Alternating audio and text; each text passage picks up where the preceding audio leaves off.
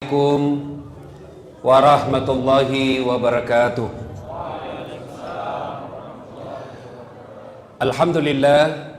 Alhamdulillahi rabbil alamin. Wa bihi nasta'inu ala umurid dunya waddin. Asyhadu an la ilaha illallah wa asyhadu anna Muhammadan abduhu wa rasuluh. Allahumma salli ala sayyidina Muhammad wa ala alihi wa sahbihi ajma'in. Amma ba'd. Ma'asyiral muslimin muslimat, adik-adik sekalian yang insya Allah dimuliakan dan dirahmati oleh Allah Subhanahu wa ta'ala. Ketika Allah Subhanahu wa ta'ala menciptakan Nabi Adam alaihi salam, Allah lalu perintahkan kepada seluruh makhluk. Kalau bahasa kita kira-kira begini, seluruh makhlukku, ini ada makhluk saya yang paling mulia. Ini namanya manusia. Hormat kau kepada mereka. Hormat kau kepada Adam. Malaikat, hormat. Tumbuhan, binatang, hormat. Satu makhluk Allah yang tidak mau. Siapa? Iblis laknatullah alaih. Iblis protes. Ya Allah, saya tidak mau. Kenapa? Adam, anak baru kemarin. Anak ke senior. Masa senior hormat sama junior? Gengsi dong. Adam diciptakan dari tanah, saya dari api. Unsur kejadian saya lebih mulia dari Adam. Dia aja naknya. Saya tidak mau. Allah lalu berfirman, iblis, kau sombong rumahnya. Kau sombong rumahnya. Kau tidak mau mengikuti perintahku. Keluar kau dari sorga ini. Diusir iblis dari sorga. Tapi iblis bilang, tunggu dulu Tuhan, tunggu dulu. Ada dua proposalku ini. Ada dua permohonan saya. Apa? Yang pertama kata iblis, ya Allah, berikan saya umur yang panjang. Allah berfirman, oke, proposalmu dikabulkan. Kamu tidak akan mati sampai hari kiamat. Yang kedua kata iblis, berikan saya skill, keterampilan, keahlian, kecerdasan untuk menggoda anak cucunya Adam. Gara-gara Adam saya diusir dari sorga, saya mau balas dendam.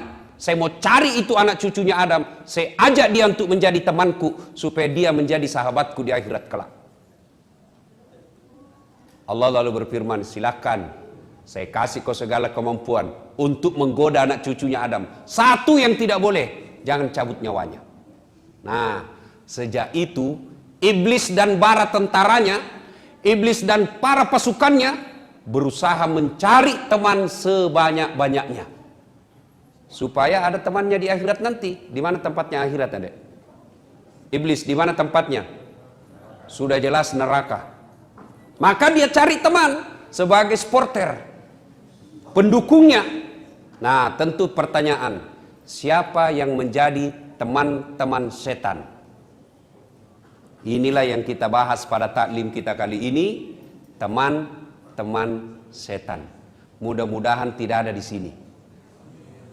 Mohon maaf juga, 2 kali pertemuan kita tertunda gara-gara kesibukan saya. Ini juga hampir tidak jadi.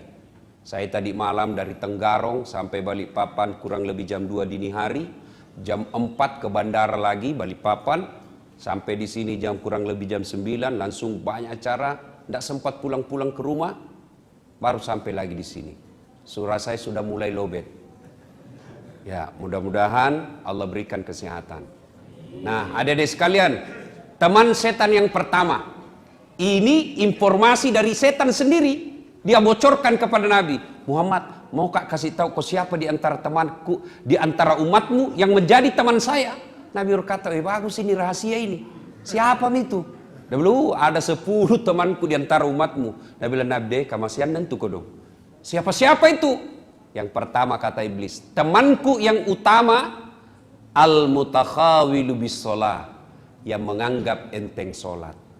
Ya rona cule-culei sempajangnya. Itu temannya setan. Mana yang dimaksud menganggap enteng sholat? Satu, sudah tahu hukum sholat wajib tapi belum sholat. Nah itu. Bagaimana hukumnya sholat? Wajib. Artinya apa? Dosa kok kalau tidak sembahyang kok. Kenapa paling belum pakai sembahyang? Masih suka kabotoro. Botoro Tommy, tidak Tommy sambayang 2-0 bos. Kalau sambayang botoro, satu sama. Mana bagus satu sama 2-0? Mana bagus satu sama 2-0? Kalau saya 0-2, ndak botoro sambayang juga. Itu yang dimaksud menganggap enteng sholat. Sudah tahu hukumnya wajib, tapi masih mereka tidak sholat.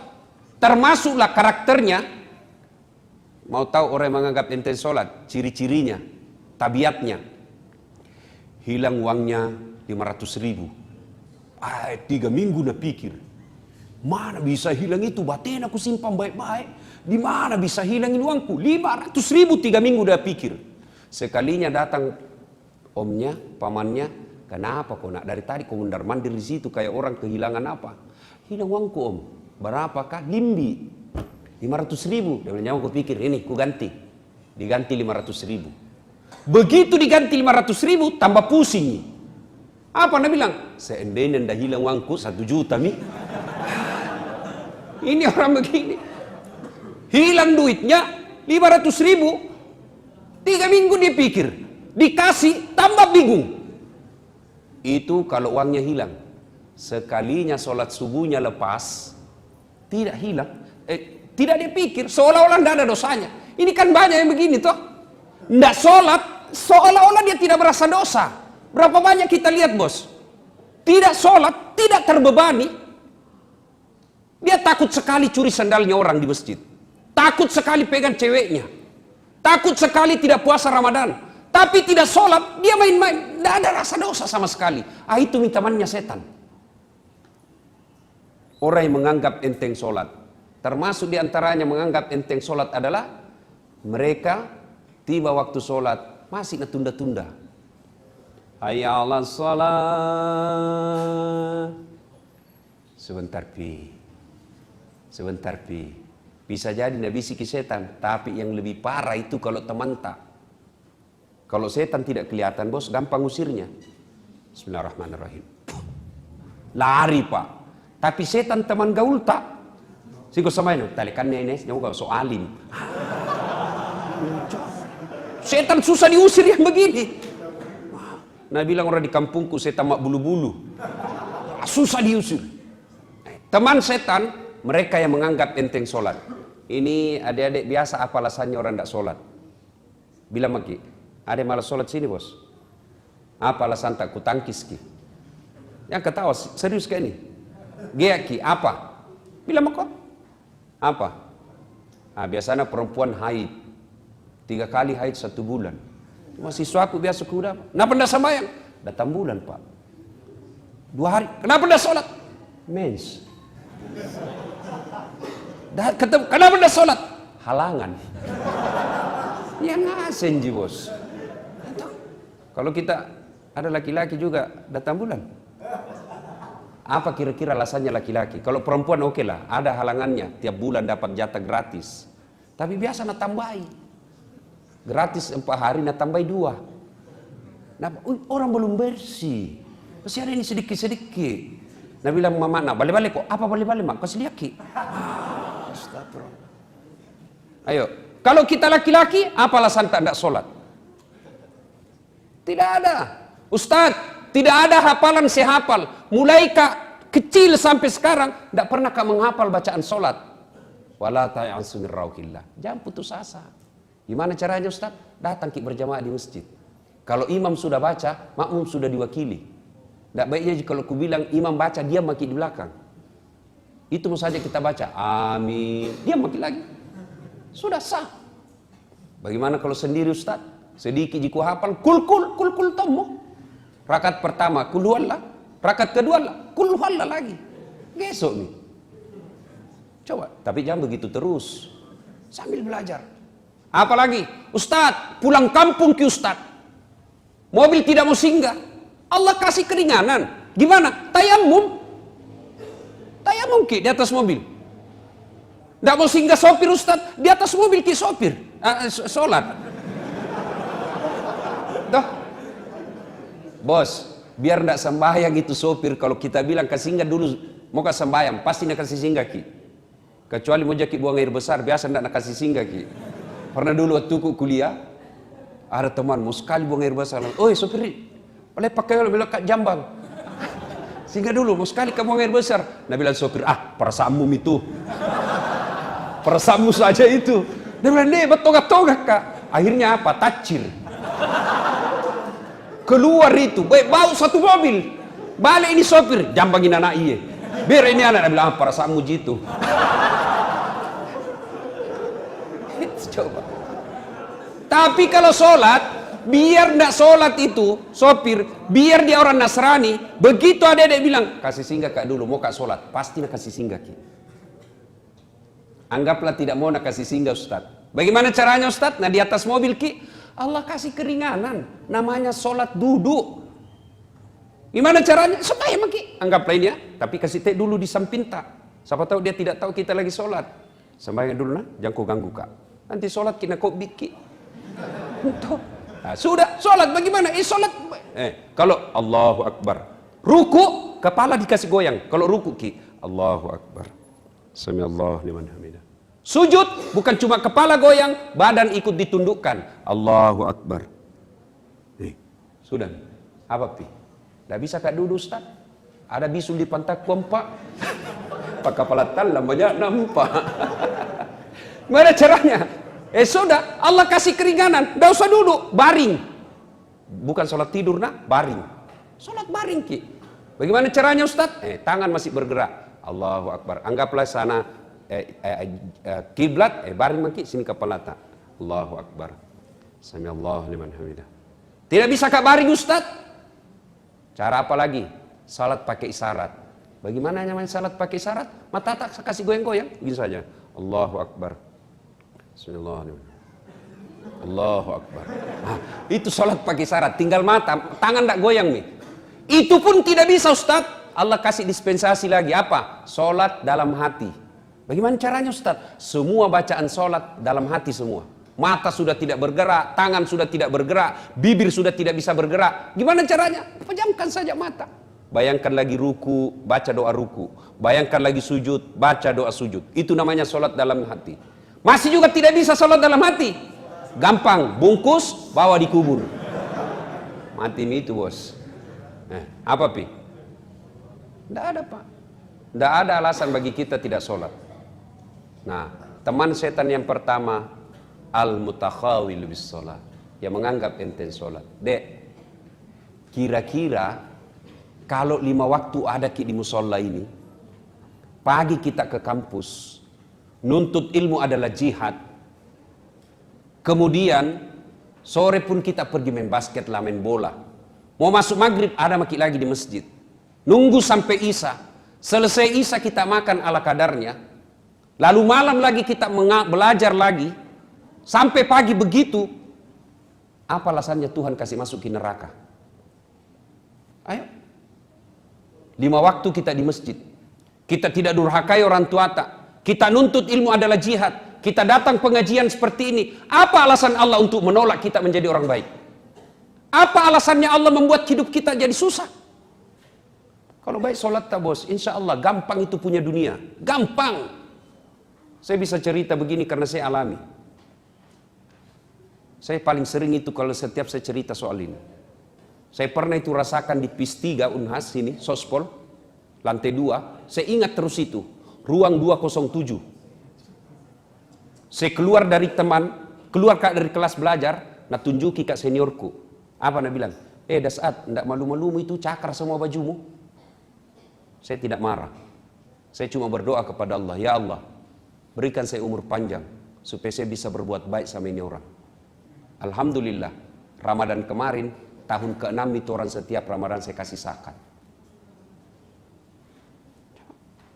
Saya pernah rasakan menjadi cleaning service, mapanyuki. 4 toilet saya harus bersihkan setiap hari.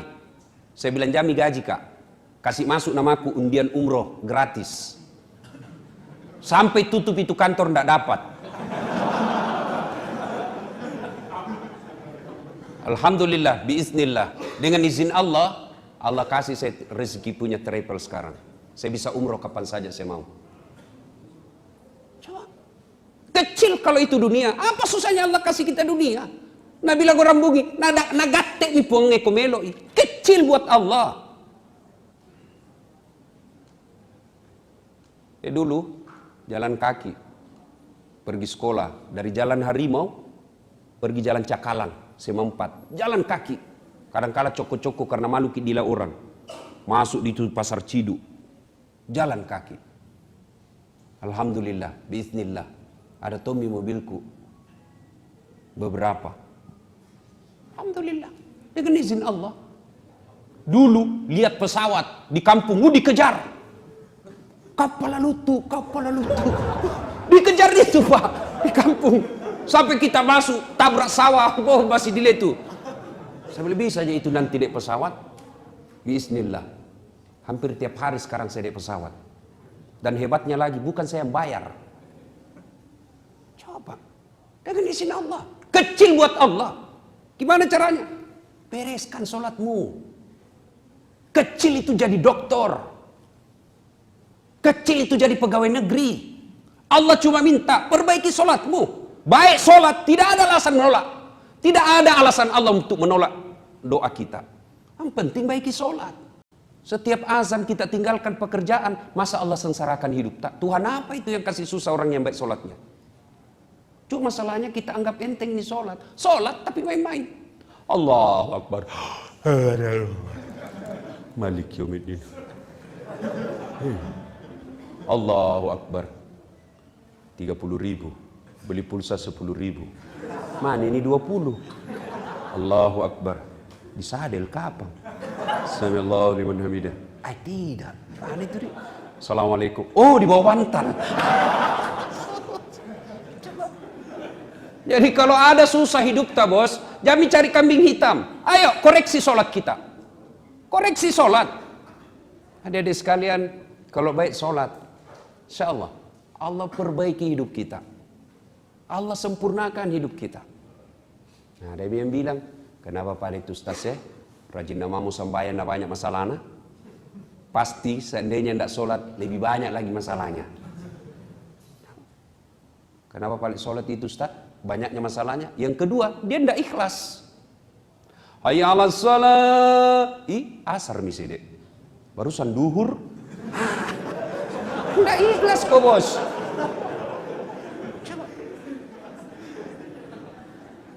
Sembahyang Ustaz, banyaknya susahnya. Yang ketiga, dia sholat tidak seperti yang Nabi ajarkan. Sholat itu tuh nak pakai futsal. Itu tuh nak pakai main basket. Itu tuh nak pakai masuk toilet. Nah pakai lagi sholat. Apa pernah kita dengar riwayat Nabi seperti itu? Coba mi bede. Setiap kita mau sholat, kita bersihkan badan kita. Cari pakaian yang rapi. Mau ketemu Allah ini bos. Nah kita saja mau ketemu sama cewek, tanah biasa kita pinjam parfumnya teman tak. Punya dulu parfummu, apa pitu? Ada pitu parfum dipinjam, sudah kau pakai habis mi, tidak bisa kasih kembali. Satu, teman setan adalah mereka yang menganggap enteng sholat.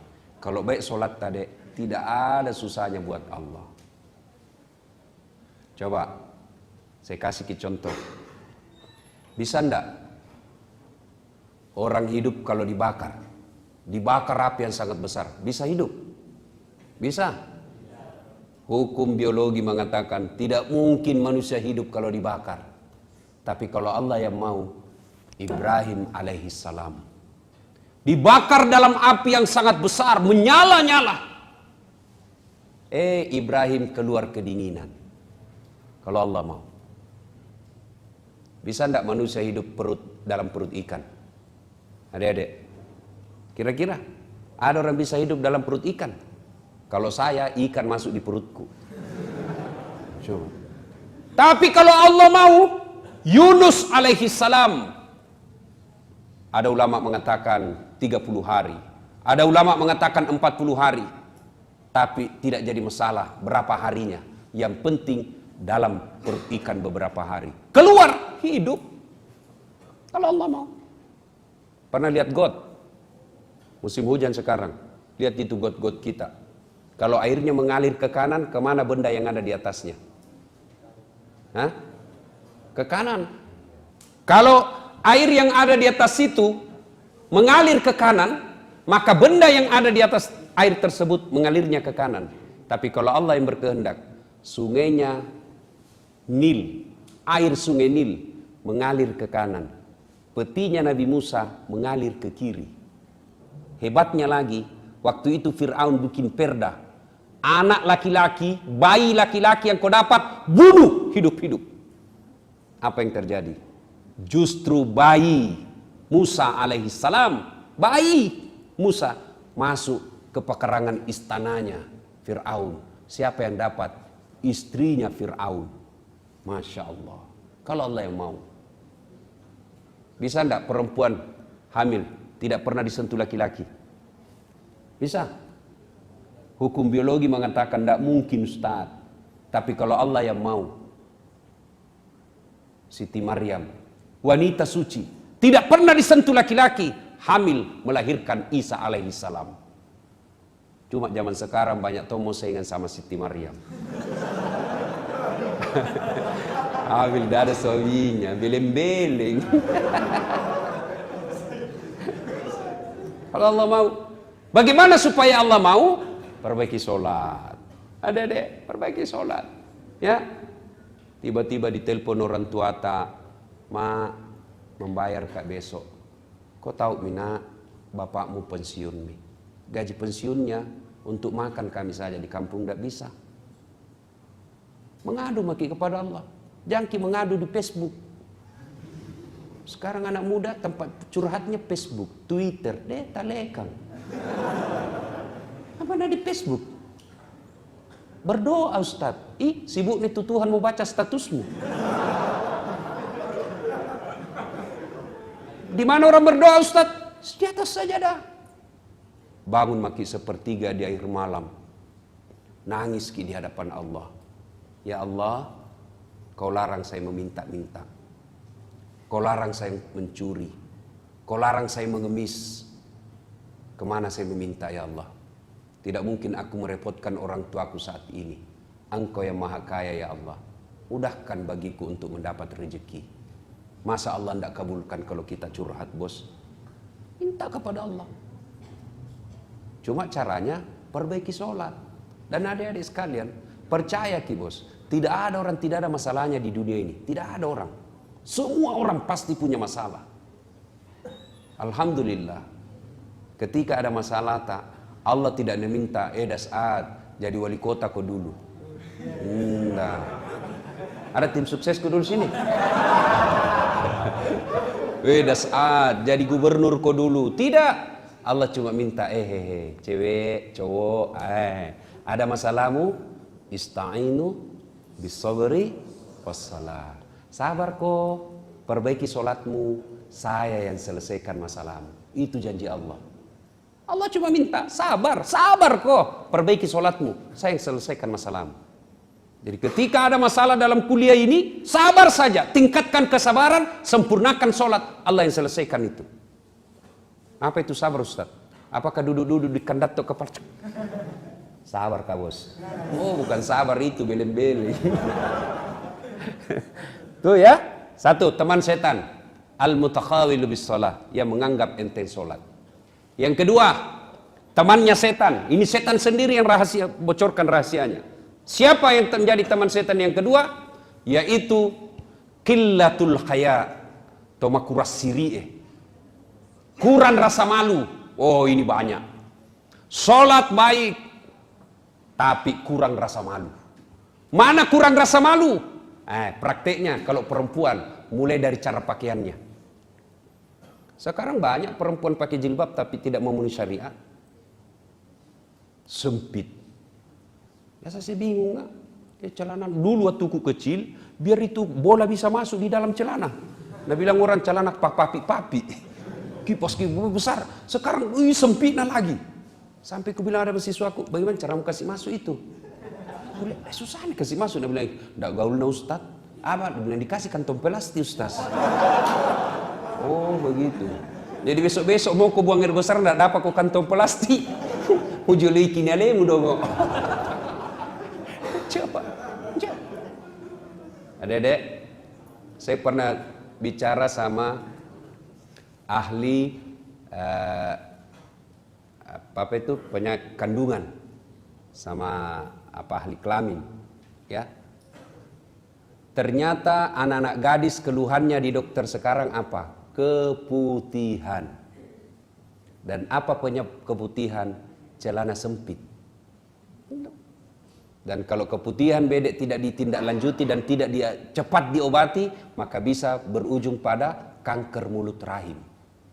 Kalau sudah kanker mulut rahim, nah tahu laki-laki tidak ada yang mau nikahi. Nah itu penyebabnya. Kalau kita jilbab, malu dong pakaian sempit. Ini yang rasa malu sudah mulai hilang, Pak. Hilang. Dulu itu perempuan zaman saya SMA, kalau jatuh ballpointnya, jatuh ballpoint. Tuh, nah pegang dulu di sini. Kan dulu dilarang orang pakai jilbab waktu masih SMA. Tuh, dia pegang dulu sini kancing bajunya, baru dia pegang juga roknya di belakang. Baru tunduk nih. Begitu itu perempuan dulu, dia jaga harga dirinya. Sekarang nah sengaja memang tong itu jalan begini. Nah sengaja kasih sempit, kita napan raki. Biasa kalau mahasiswaku saya yang cewek-cewek, mahasiswiku saya bilang, Dek, yang seksi di luar. Kenapa Ustaz? Kau ganggu konsentrasiku, bilang. Kau enak, saya dapat dosa. Dan kita itu laki-laki toh, tergantung perempuannya kan. Mari kerjasama. Kami laki-laki jaga mata, tolong Anda cewek jaga akhlak. Biar setengah mati dijaga mata, kalau Anda berkeliaran kayak setan, nggak bisa dikendalikan, bos. Masa kita jalan tunduk terus? Tabrak tiang listrik. Kerjasama, kami jaga mata, tolong Anda akhwat jaga akhlak. Coba itu laki-laki, kalau dia kumpul-kumpul di pinggir jalan, apakah namanya tampak biasa main gitar anak deker, apakah? Hah? Coba kalau ada anak di pinggir jalan, lewat cewek, kalau diganggui pakai jilbab, apa nak bilang? Assalamualaikum. Bau sorga. Paling itu diganggui kalau pakai jilbab. Tapi coba itu kalau yang seksi, yang di atas turun ke bawah, yang di bawah naik ke atas, ketemu di tengah tipis sempit, lewat, apa nak bilang cowok? Cewek jungkir balik dong. Itu laki-laki. Nah itu ciri-ciri orang yang kurang rasa malu dari pakaian. Pakaian orang beriman itu takwa. Takwa itu salah satu diantaranya menutup aurat. Nah kita juga jangan sampai saudara tak, teman tak disuruh pakai jilbab, baru kita laki-laki umbar-umbar aurat. Mana? Pemain futsal, pemain basket, kelihatan pahanya. Dosa juga itu, bos. Mana auratnya laki-laki? Pusat sampai lutut, kelihatan paha, dosa. Masa dosa Ustaz? Tidak ada nafsu lihat pahaku. Siapa bilang? Siapa tahu ada janda-janda tua? Sudah lama tidak pernah lihat paha tuh. Bisa jadi. Atau bisa jadi laki-laki sendiri yang nafsu lihat pahamu. Iya, bos. Jadi orang yang tebal rasa malunya. Malu dong malu dong kalau kita pengurus takmirnya Al-Aqsa, lalu kita tidak sholat awal waktu. Malu dong kalau kita remaja masjid, lalu kita tidak bisa menjadi teladan. Malu dong kalau kita menjadi remaja masjid, lalu kita malah kelihatan yang lebih bajingan. Itu punya rasa malu. Malu dong kalau bapak kita ustadz, lalu kita kajili-jili. Malu dong kalau kita dosen, lalu kita sendiri yang nakal. Orang yang punya rasa malu, minimal dia malu kepada sesama manusia, terpelihara dari dosa. Nah, orang yang tidak punya rasa malu, lihat nih sekarang. Salah satu sebab hancurnya Republik Indonesia ini karena banyak pejabat publik tidak malu. Makura Siri, Ketua DPRD zaman now. Coba lanya ki. Pacetong. Hilang, Masya Allah. Nah, apa itu? Tidak punya rasa malu. Bangga dia pakai mobil korupsi. Nyata-nyata pelat merah dia pakai pergi urusan hari-hari, urusan pribadi. Malu dong. Orang yang punya rasa malu, insya Allah termasuk orang yang baik imannya. Sebaliknya, orang yang tidak punya rasa malu, itulah temannya setan. Yang ketiga, teman setan, qaswatul qalbi, maka doati, kak doro, tidak mempan nasihat. Mana yang dimaksud tidak mempan nasihat? Nah bilang orang di kampungku, selesai dengar ceramah apa? Nah bilang, tan tentong, janjenjong. Apa itu? Tangi tangu, jame jamamu, jame jamaku. Wita topi na witai. Nah bilang mangkasara, kucini tompi na kuciniki, eja pina doang. Kenapa? Kususai kok. Itu orang keras hati itu yang begitu. Selesai dengar dakwah tidak mempan, dinasehati tidak mempan, malah apa bilang, jamaku lagi panggil itu Ustaz dasar, tidak baik cara mana? Ini baik kita tidak kusuka. Kenapa? Ampak na bahas saya terus na kena. Itu teman setan, tidak mempan, qaswatul qalb, keras hati. Nah, orang keras hati ini biasanya sepupu satu kali sama sombong. Ya, keras hati itu sepupu satu kali sama sombong, tidak mau dengar nasihat, tidak mau dengar dakwah. Nah, orang yang bagaimana cara memelihara hati supaya baik, supaya berhenti dari keras hatinya, ala bidzikrillahi tatmainnul qulub. Berzikir. Ya silakan zikir. Mau zikir sendiri boleh, mau zikir berjamaah boleh, mau zikir dilafazkan boleh, mau zikir di dalam hati juga boleh. Ya terserah. Jangan saling menyalahkan. Zikir berjamaah tidak ada pada zaman Nabi. Bid'ah, masuk neraka. Luas namamu itu surga nanda mau kau kasih kita empat. Alhamdulillah. Baca di beberapa media online. Tadi pagi saya baca. Pemerintah Arab Saudi sudah meliburkan pada tanggal 30 November nanti ini, ya, 30 November ini, menghargai hari lahirnya Rasulullah Muhammad SAW, dan yang selama ini Saudi menganggap bahwa peringatan Maulid itu tidak ada.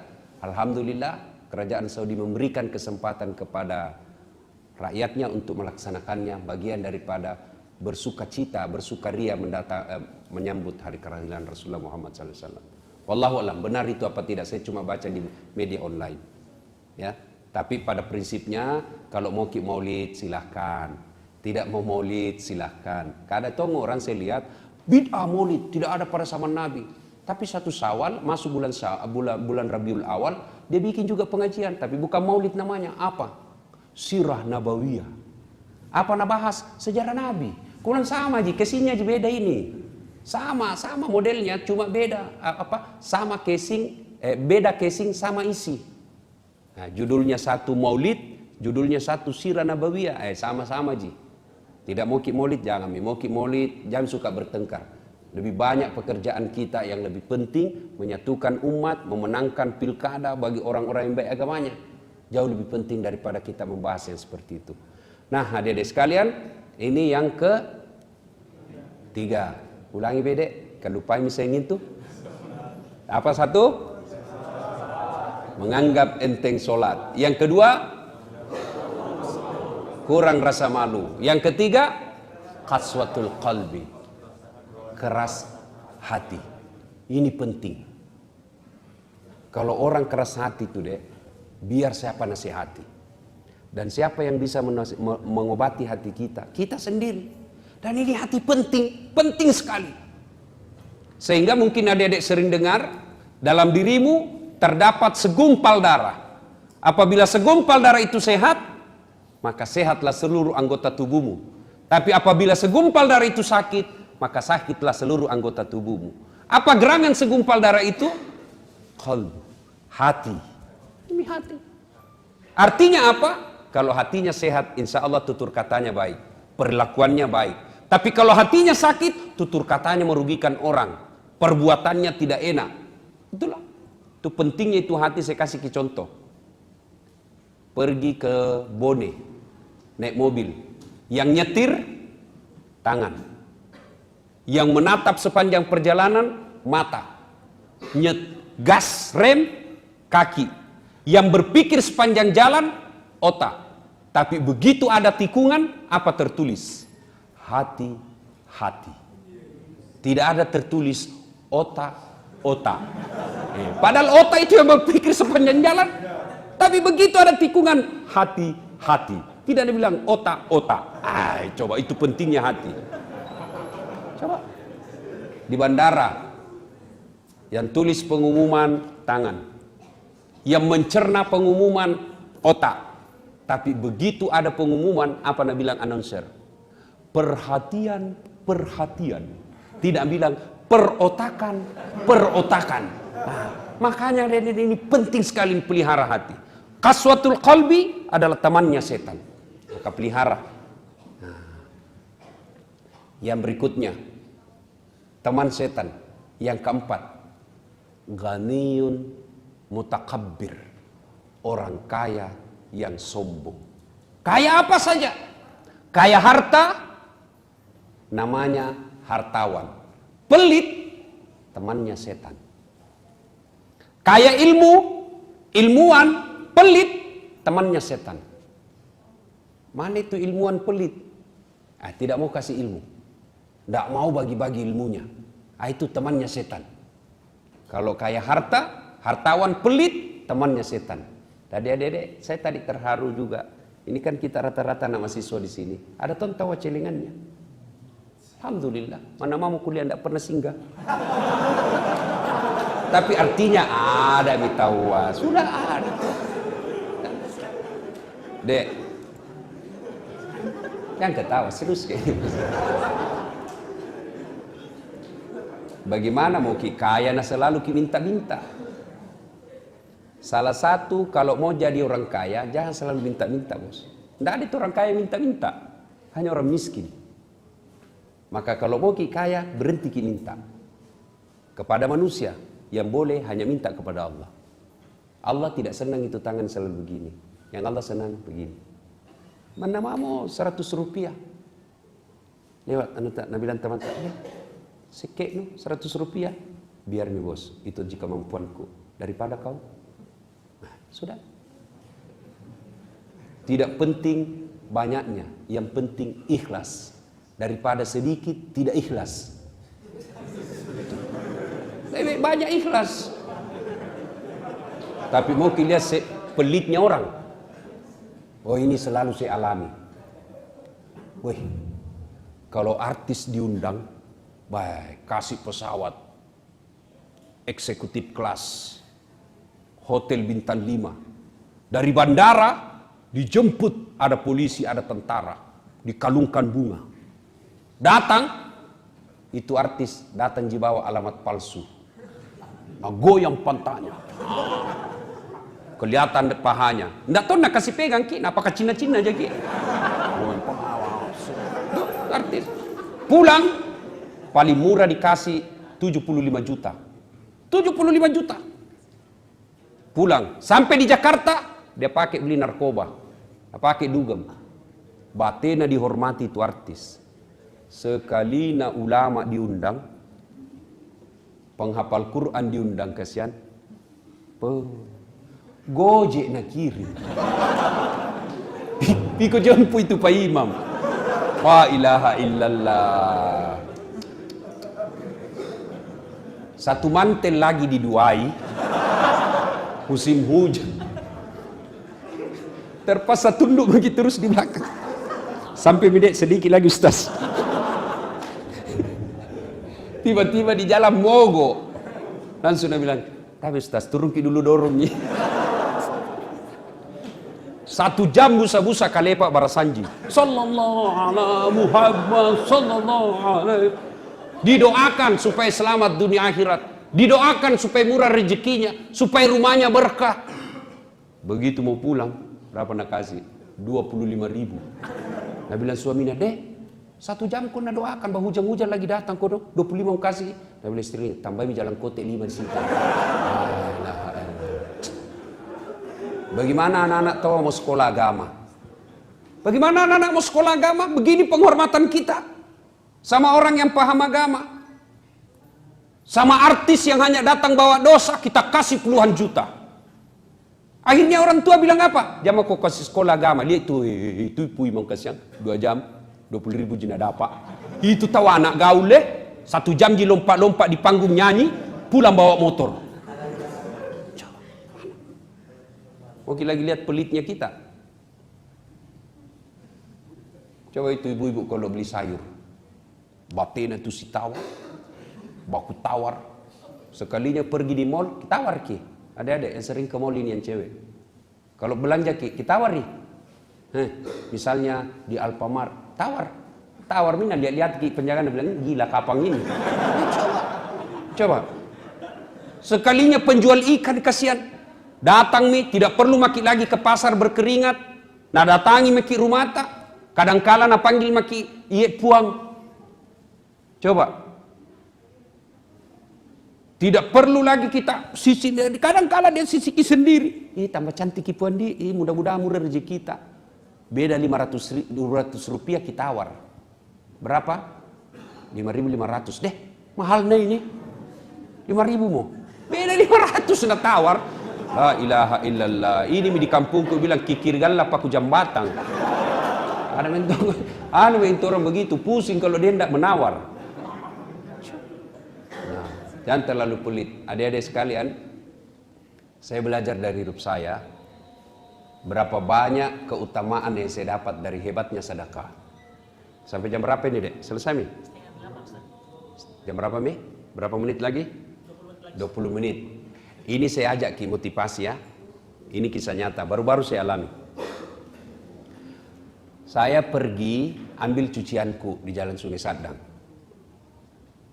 Begitu saya mau ambil, ada penjaganya tuh, 4 orang. Saya kasihlah uang tas 100 ribunya. 4 orang berarti 400. Saya keluar, saya dapat tukang parkir. Kasih 50 ribu. Ndak na lupa sama itu. 50 ribu dikasih tukang parkir. Kalau pilkada pasti saya pilih. No. Sudah, berapa uangku keluar? 450 ribu. Sudahlah, pergi mengajar, pulang ngajar, sampai di kantor Jalan Kakak Tua. Tiba-tiba ajudannya seorang kaya di Sulawesi Selatan, namanya Pak Edi Baramuli. Assalamualaikum Ustaz. Waalaikumsalam. Kenapa Ki? Ini ada salam dari Puang Edi. Maksudnya? Ada ini titipan. Maksudnya apa? Sini maki ke kantor. Di mana Ki Ustaz? Kantor Kakak Tua. Datang nih.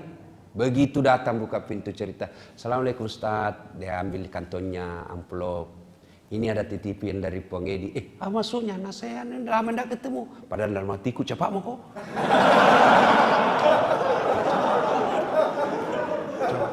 Sudahlah. Basa-basi tolak-tolak. Saya tidak nama. Sudah. Pas sudah pegang dalam hatiku. Cepat mau kok pulang. Kamu kira isinya ini. Masya Allah. Pulang. Saya buka itu amplop. Berapa uangku keluar, Dek, pagi-pagi?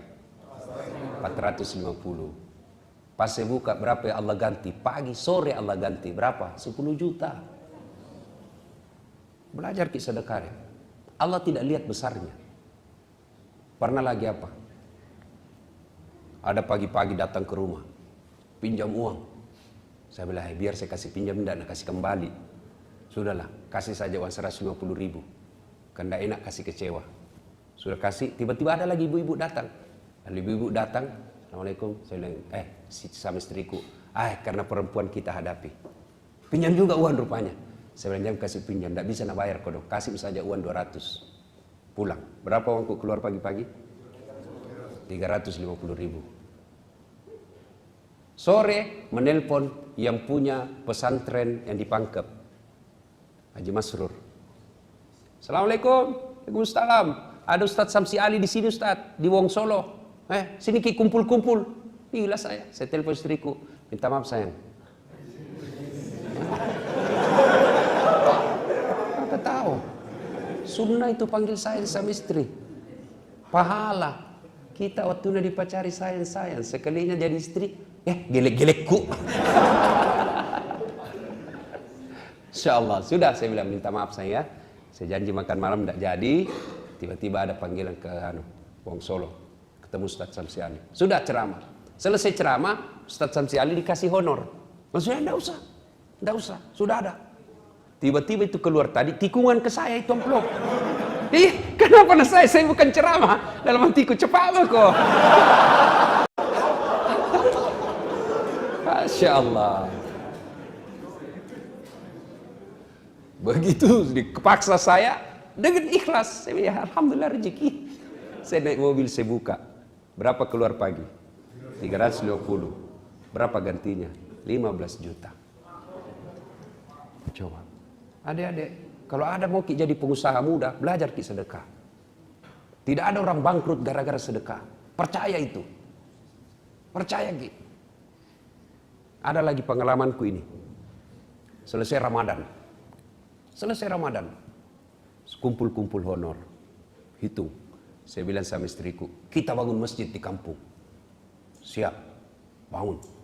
Baru niat itu, suruh gambar, panggil arsitek, gambarkan seperti ini. Sudah, jadi gambar. Apa yang terjadi? Baru niat gambar, tiba-tiba alhamdulillah saya dapat bantuan orang yang namanya tidak sangka-sangka, langsung dapat 400 juta. Coba, keajaiban sedekah. Tidak jangkit tunggu kaya. Jangkit bilang banyak Pak, tua Pak kun aku sedekah. Iya kalau tua Ki, kalau mati mendadak Ki. Apa ya? Coba, bersedekah. Kalau kita tidak punya sedekah dengan harta, sedekahlah dengan ilmu.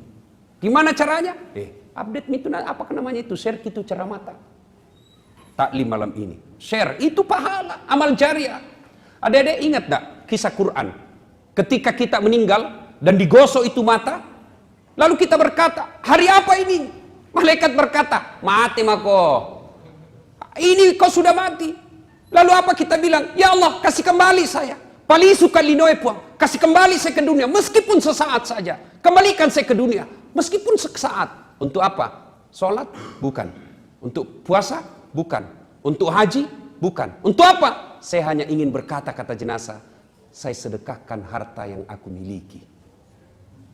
Coba. Kenapa? Sholat dinikmati pada saat kita sholat. Puasa dinikmati pada saat kita puasa. Haji kita nikmati pada saat haji.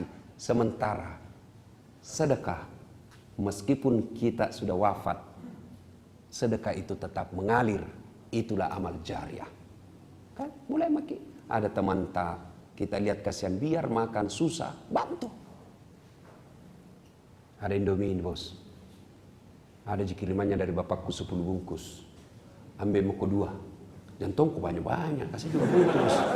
Coba gitu. Dendek. Dan itu kalau orang susah kita bantu, tidak lupa sampai kiamat. Saya dulu kan ikut-ikut mengetik komputer. Dulu belum ada itu namanya laptop. Apakah Windows ke apa namanya itu zaman dulu. Yang masih besar itu anunya. Apakah namanya itu? Flash disk apa? Sekarang itu flash disk kan kecil-kecil. Itu disket namanya dulu. Karena kita ini numpang mengetik ada senior saya orang Jakarta. Ya, numpang mengetik skripsi. Kapan mengetik saya? Selesai pindah pakai. Jadi tidur mak dulu. Saya tidur dulu lah. Kau kerja dulu. Jam 1 selesai baru mana kasih bangun. Kau lagi giliran. Baru mengetik. Dan apa yang terjadi? Sampai detik ini tidak bisa saya lupa itu temanku. Begitu baiknya. Sedekahlah. Kalau kita orang baik, ada harta tak, lebih dari teman tak, bantu. Dan siapa tahu rahasia Allah. Hari ini kita baik, hari ini kita baik, hari ini banyak duit tak. Besok lusa ketika 20 tahun yang akan datang, justru kita yang sengsara, dia yang jadi hidupnya.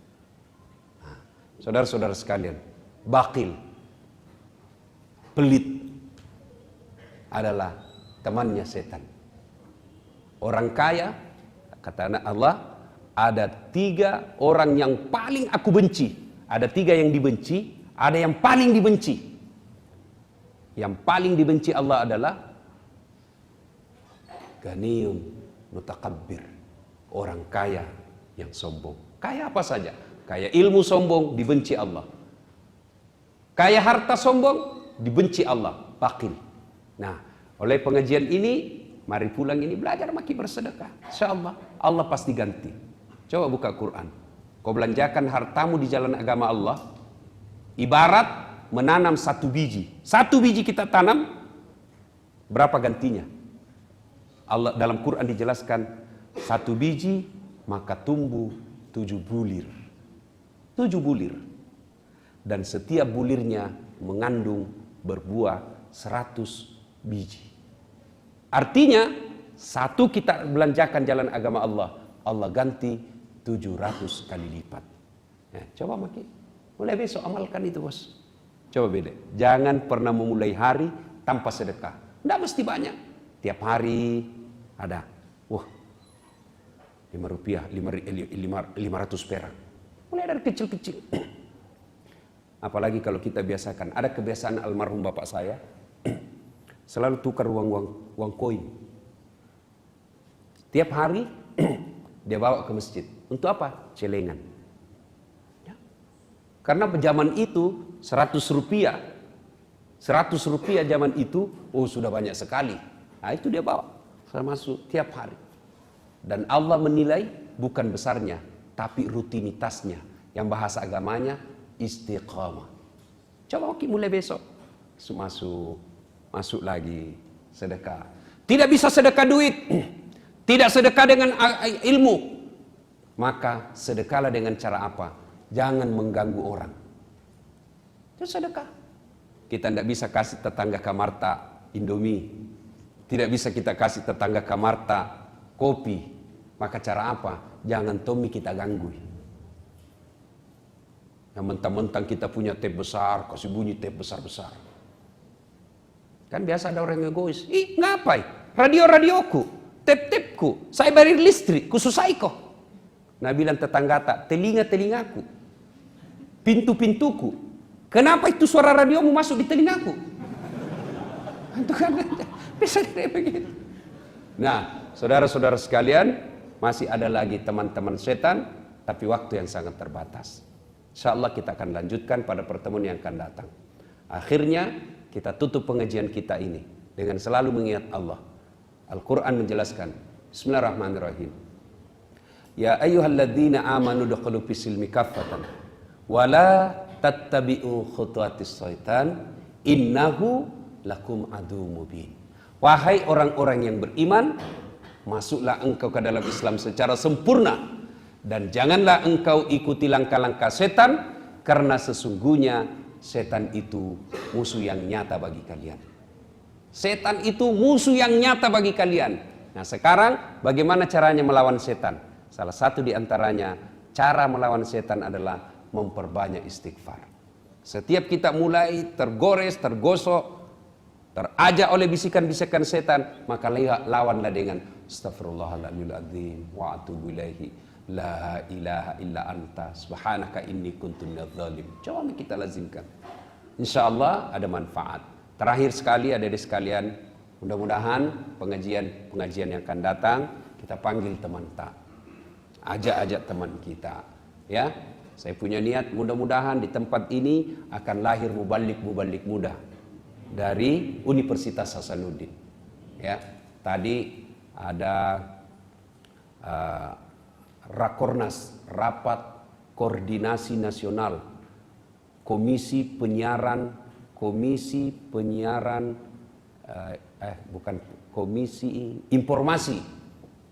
Informasi Publik KIP seluruh Indonesia kumpul. Saya diminta baca doa dan ada satu komisioner berkata, alhamdulillah saya senang di Sulawesi Selatan banyak dai-dai muda. Alhamdulillah banyak dilihat katanya ustadz-ustadz muda dari Sulawesi Selatan. Nah, mudah-mudahan ada dari Unhas. Adik-adik sekalian, percaya tidak? Kalau kita hidup dalam dakwah baik agama tak, tidak mungkin kasih susah ke Tuhan. Paling tidak apa yang kita dapat, kita kasih senang orang tua. Bayangkan kalau tadinya dari SMA, susah kali kita ajak sholat, bicara tak kasar, susah disuruh. Tiba-tiba baru 3 semester di sini, pulang ke kampungnya, dilihat mamanya, alhamdulillah anakku bangun sholat tahajud. Langsung itu baku bisik bapak tak, mbok nak, dek murogi. Langsung dia bilang bapak tak, alhamdulillah ndak rugi kak nak kasih sekolah anakku. Wah, langsung merasa. Tapi kalau begitu pulang ki, tadinya bagus agama, pulang malah kajili-jili. Wah, bagaimana orang tua tak mau bahagia kasihan. Dikasih nama raja dari kampung, Muhammad Nuh, langsung dipanggil sama temannya Noah. Bingung orang tua kita. Itulah termasuk model-model anak durhaka. Inilah saja tausiah kita, mudah-mudahan ada manfaat. Sebelum kita akhiri, mari kita kirimkan suratul Fatihah kepada Rasulullah Muhammad SAW. Khasiat dan keutamaannya kita ikhlaskan untuk orang tua kita masing-masing. Al-Fatihah.